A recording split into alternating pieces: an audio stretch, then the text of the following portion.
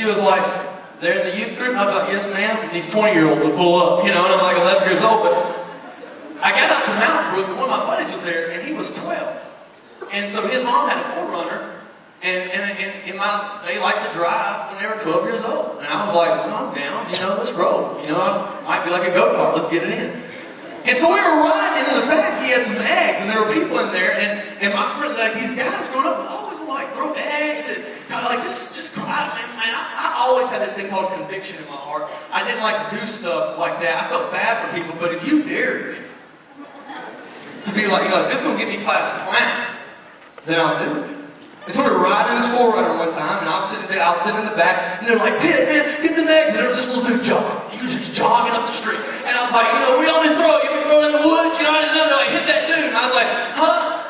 And I was like, oh, no. They're like, we double dare you. And when they dared me, I was like, all right. So I took an egg, and I just kind of hit this guy. And I was like, you know, I'm sorry. But it kind of looked funny. They hit him again. Before you know it, I didn't mean to, but I was kind of throwing eggs. Before you know it, this guy was like eggnog, man. He was jogging, and they'd slow down the car, and he'd almost get to me. Right before we got, they'd speed back off. And I was like, you know. But I was like, man, that was crazy. Let's go, guys. Let's go home. Because we're 12 years old. Why are we driving a car around Mountain Brook? And I remember the guy said, let's turn around one more time, kid. Do it one more time. And I was always a sucker for that, man. Like anything to fit in. Think about that. Think how stupid we look trying to fit in. Like these guys were manhandling me. I was trying to fit in so bad that I'm throwing eggs at a grown man. And when I turn around to come back down the hill, my poor mom, she's been through too much, man. But I come back down the hill, and there's a cop car blocking off the road. And the guy is talking, and I said, uh-oh. And I see the cop car in the middle, and he goes, there they are! And when he said, there they are, the cop car froze lights, and it came, and man, we didn't know what to do. We thought it was like a 4-wheeler go-kart. Man, my friend ran. We ran from the cops at 12 years old. The cop pulled us over, we got out, he got us arrested. He said, you know what you've done? I said, no, sir, we're trying to answer. We don't have all the right answers, you know. And he said, do you realize who that was? I said, no, sir. He said, man, that is a lawyer. Right here from me. I'm thinking, a lawyer. Uh-oh.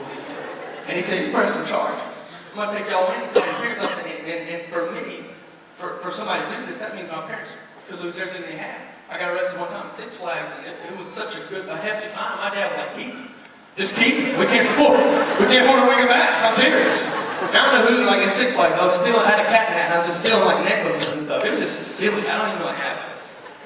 I just said that so my mom would understand. I really didn't mean it, Mom. But that day, we waited in this place, and I remember sitting there thinking with these friends I was looking around, and I'm like, man, where are y'all taking me? I was kind of just like, man, it's 11 years old. I'm already in trouble. Right? What's happening?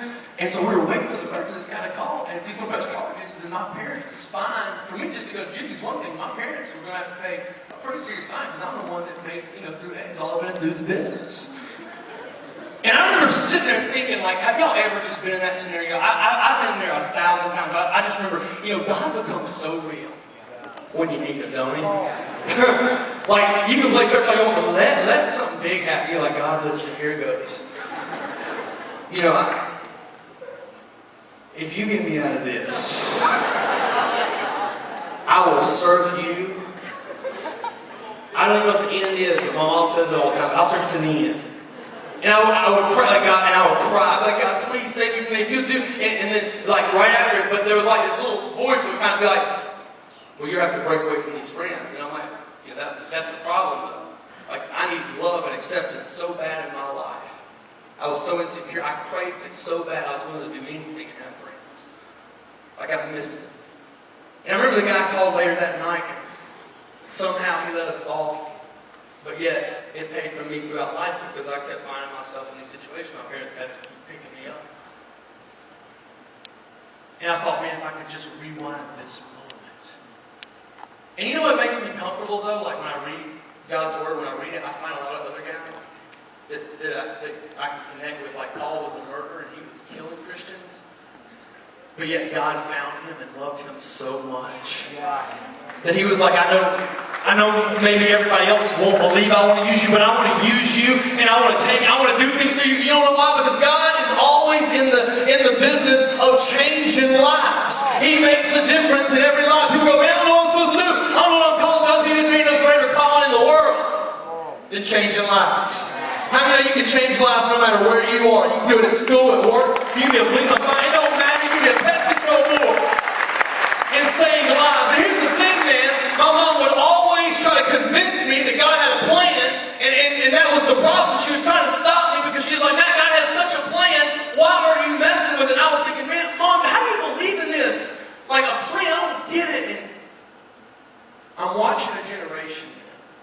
Like I'm watching it. When I grew up, suicide wasn't like it is now. People just walking up to me showing cut marks. One girl the other day said she tried to hang herself, and her mom got to her, stopped the situation. I thought, like, where are we at? Yeah. How do you push the stop button and just scream help?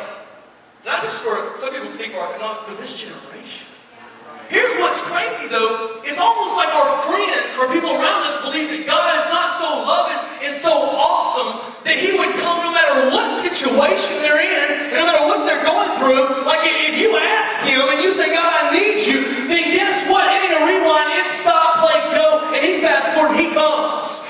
And it blows my mind, this whole generation, it's like they're just looking and no matter what we go through. I see people all the time, and alone, you don't hear it.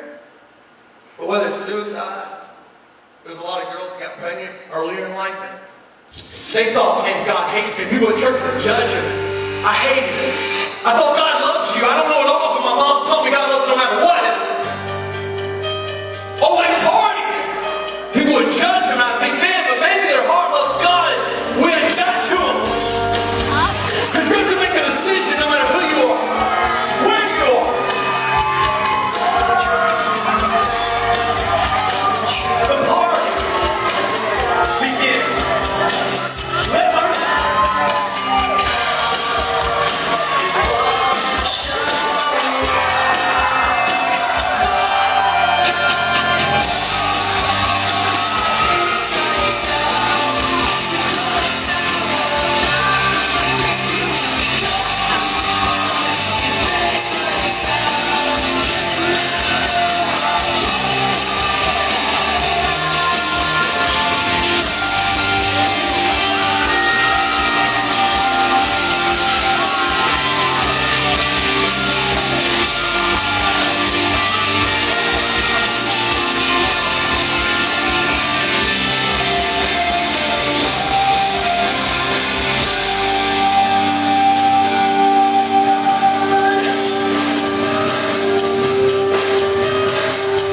no good ending, because see, this is reality right here. People think that even when we bring them like to scenarios like this at church, they still think at home or alone. They beg and they think God don't come. It's just not the truth. So tonight, if you don't mind, I just want to, if this season you're even in front of DVD, VCR, or remote, I just want to tell you 3 things that might help you, because it's amazing to me how God will use people. This young lady that's right behind me, for example, this one girl, she was on Alabama, like she was captain of the squad at school, and she had every right. Guys hitting on her, football players, man, they're trying to, just show the love, and she had every right to go to parties, she had every right to do anything she wanted to, and it blows my mind though this generation is getting so bold. There's a scripture that I love, man. Like they profess it like it's nothing. In Romans 1:16 it says, Paul, he just had to let them know, "For I am unashamed of the gospel of Jesus Christ, for I am unashamed." Come on. And there are women, I'm telling you, like literally, she didn't sell out. There are people I've talked to down there, whether they're football players or do they have the most respect. Because for her, like she don't have to rewind all the time. I know some people that go, "Man, I just live for the weekend." Well, living for the weekend puts you in a state sometimes that you have to rewind all the time. And you have to think of things that happen. Like unfortunately, like this young lady, and say she just decided to go the other way. See, I've been down to school before, and I know when I was there, it was the #2 party school in America. And I think maybe or maybe not, I probably had something to do with it. Selling cocaine at the level I was, I saw people doing all kinds. I'd walk into fraternity parties, and I try to tell people all the time, or ladies, I'm like, "You don't even know what's going on at the party. You don't even know why you need to be there." I'd watch guys that it was seen as if they were putting stuff in the punch that they served to the girls, and the girl wake up and leave, and about a week or 2 later find out she got some kind of STD and it's incurable. And I don't even know how it happened. People all the time man, I just, being a Christian ain't that fun. Well, I'm going to tell you this. Whatever you think is fun ain't that fun. Because you don't know the consequences. You don't know the decision. You don't know what comes with it. So I think the world, like there would have never been this thing called Unashamed without this young lady stepping up, and she like didn't care what nobody said. And you know what's cool, man? If you step up, people might make fun for a second, but then you become a lifeline to them. Come on. The only reason people ever make fun of somebody that's like standing up for God or becoming a Christian is because they're trying to nudge and see if you're really not. But if you stand the test of time, I tell people all the time, if you don't get knocked out, every setback's a set up for a comeback. Come on. If you don't get knocked out, then you're getting back up. Come on. And if you get back up, you might just change history. I think of like this month, what's to come, and I think rewind. But for these guys right here, these two were best friends, and for them it was a little bit different because they shared like a little bit different lifestyle. As a matter of fact, they made the decision when they went off to college. They said, you know what we're going to do, man? We're going to live it up to the fullest. Our parents are around, nobody's around. We're going to do it up. And most people hear about having a rock bottom experience. Not these two, man. As they're in the midst of partying, and in the midst of trying to have the party was at their house, everything was going right. Here's what's crazy. That's all I always say, man. Let's worship in here. Let's hear everything we have. These two come to the back one night of the basement. These two young men right here. She was instrumental in getting them here. They walk in, I guess, only because God's real and because you're not ashamed.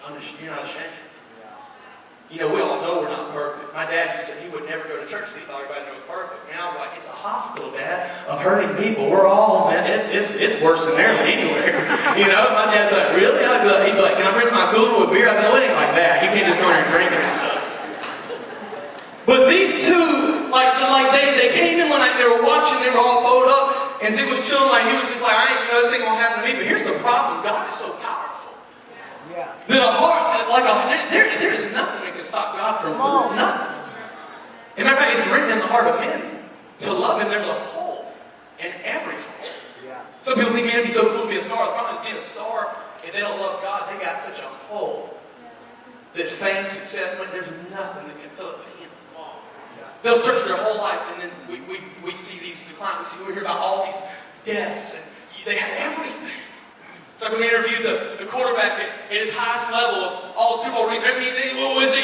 And they asked him, "Are you happy?" He said, "There's got to be something more." Yeah. Jim Carrey said, "I wish everybody could get rich and get money, and have everything they could ever want." To find out, it just can't bring happiness. And he said, "What is it out there? There's got to be something more." And these two are on a path to have to rewind a lot. And here's the unfortunate thing. Sometimes the movie starts playing, and if it gets playing too fast, the rewind can be a rewind for eternity. I always get excited. I think one day when we all get to heaven, when you ask God in your life, you're going, man, but then you get to bring people with you. And I don't know, I just kind of want to get there one day and find out the difference we made. If it's just one, whatever. And just let that echo forever. But man, I don't ever want to hear anybody. I don't want to hear any of my friends, nobody echo in the other place. October's coming up. People will call scary. They'll do any scary music. They'll talk about anything but hey. Because people are so scared. What's crazy is if you could ever do a 5-second commercial, if God would ever just give us a 5-second commercial, hell, our world would never be the same. And these two had to make a decision, man. And here was the decision for them. Just like Casey at the same university playing basketball in the locker room. She had to make a decision in front of her friends. They're in a big party area. They had to make a decision in front of their friends. Bird had to leave a locker room. Everybody was like, man, are you what? I thought we were boys. Ain't nobody boys that's dragging you down. Ain't nobody a real friend that's a girl that's dragging you down. There's girls all the time, man, let's go to the party, girl. I got your back. And guess what? You wake up and there ain't no back and your clothes are on different. I have to speak the truth. I can't deal with it no more. I have to watch girls cry for what's happened to them. I think, who took it? My friends. Your friends. And at some point, I love this story. They didn't hit rock bottom. She didn't have to hit rock bottom. I think it's the coolest thing ever when people serve God and they make a decision as a fetus. Yeah. And they're like, you know what? I'm going to love God because He's the truth and He's the way. There's no more powerful testimony than when you get that who's cares attitude. I'm not going to live with the rewind button. And they could have, but they decided to stop and make a difference. And you know what's crazy? I get excited this Thursday.